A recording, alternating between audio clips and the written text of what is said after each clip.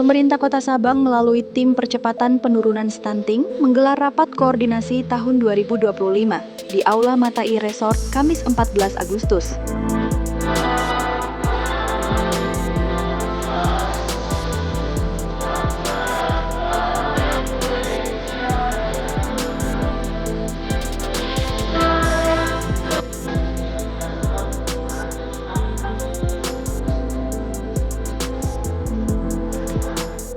Rakor yang dibuka Sekretaris Daerah Kota Sabang Andri Norman membahas prevalensi stunting, perkembangan program Quick Win, serta langkah intervensi pencegahan yang akan dilakukan ke depan. Kota Sabang tahun 2025 secara resmi dinyatakan dibuka.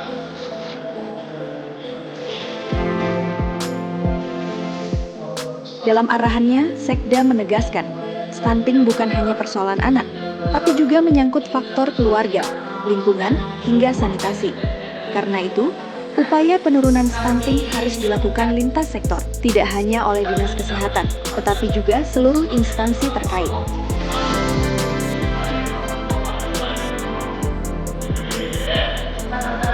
Rapat koordinasi ini diikuti 75 peserta, terdiri dari TPPS, perwakilan OPD, camat, kepala puskesmas, tenaga kesehatan, serta mitra kerja terkait.